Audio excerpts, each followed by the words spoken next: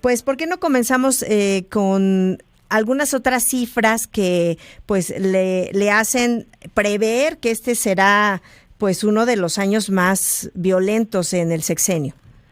A ver, pues lamentablemente lo que encontramos en este hallazgo es precisamente que la mayor parte de delitos se encuentra en una situación de crisis, es decir, en un máximo histórico o en uno de los posibles máximos históricos.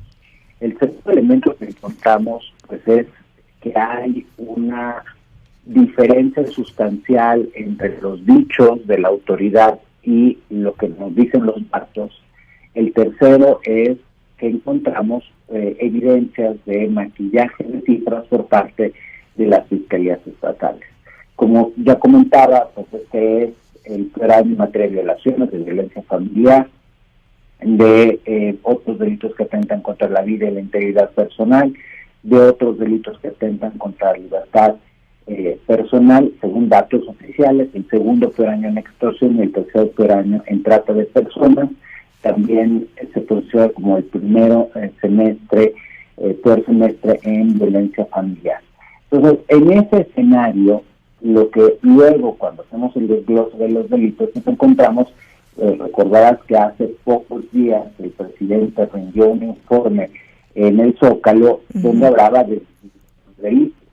Y hace el martes, tan solo el martes, Protección Ciudadana dio a conocer que, por ejemplo, el secuestro está bajando un 79%, que el homicidio ha bajado un 17%, etcétera, etcétera.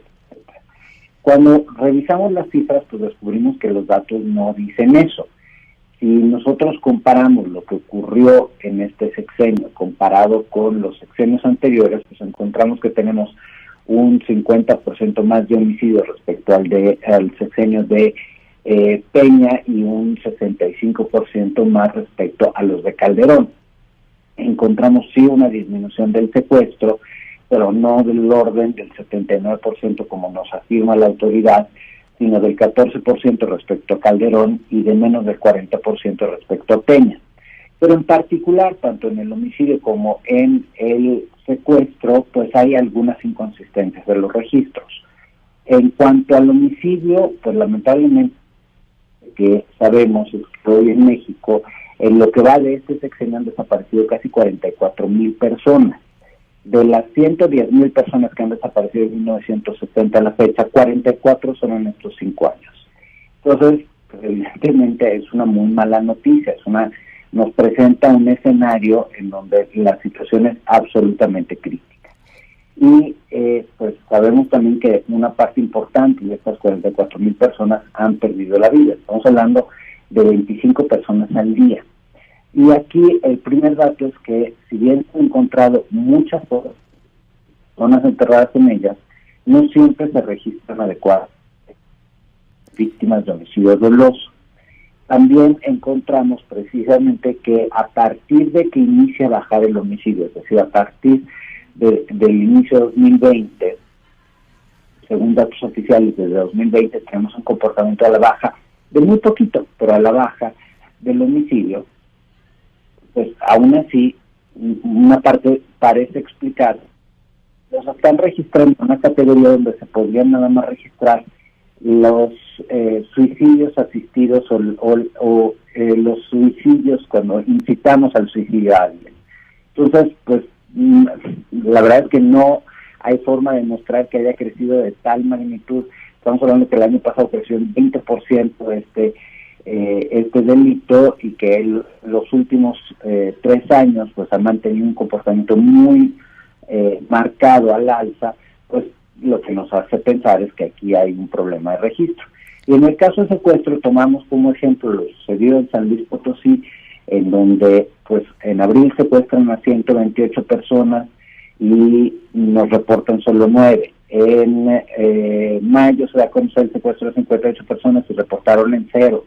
Y hemos tenido llamadas de personas de San Luis Potosí, de Veracruz, de Baja California, que nos presentan sus casos, en donde fueron a denunciar a las fiscalías locales y no les recibieron la denuncia, no los recibieron como víctimas de secuestro. Entonces, pues, si ha bajado el secuestro, no es porque haya un combate más efectivo, sino porque uno, los están registrando en otra categoría, aquellos que registran, y dos, a muchas personas les está negando el derecho a denunciar. Entonces, pues encontramos, insisto, que estamos en máximos históricos de violencia, que la narrativa oficial nos miente acerca de los datos, y tercero, pues que está maquillando los datos.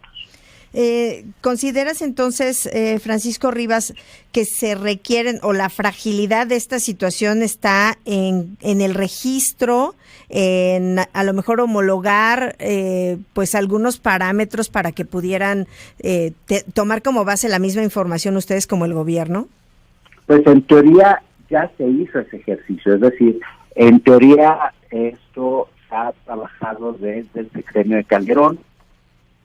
Nosotros fuimos de las organizaciones que pusimos nuestro esfuerzo y donamos tiempo y esfuerzo para colaborar con el secretario de Ejecutivo, capacitar a las fiscalías. Existe tanto un manual de procedimientos como una nota técnica que acompaña y que elaboró INEGI, que acompaña este esfuerzo, y lamentablemente no es un tema de que exista una homologación, es que no quieren homologar las cifras y no quieren darnos la verdad. O sea, hay una voluntad de esconder la información, no es un tema de falta de un proceso, porque el proceso existe y los lineamientos y reglamentos existen.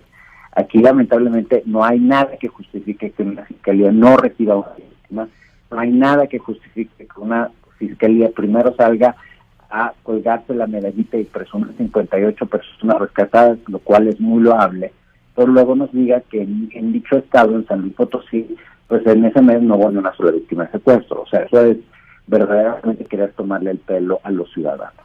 Sí, también lo que comentas de pues estos casos particulares, ¿no? De Nuevo Laredo, San Luis Potosí, de las fosas clandestinas que han sido halladas y que, bueno, la gente o la ciudadanía reporta en muchos casos, o las organizaciones civiles son las que pues están siguiendo esta información o siguiendo los casos.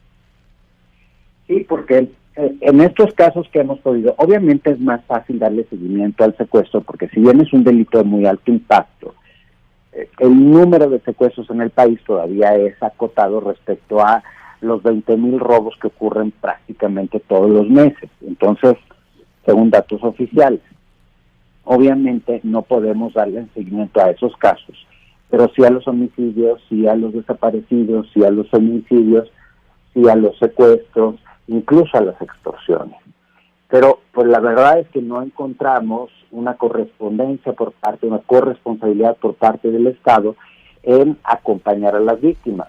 Insisto, en estos casos que detectamos, por ejemplo, le piden a las familias que hagan prácticamente ellos toda la investigación, que lleguen con la sábana de datos, y ni así les reciben la denuncia.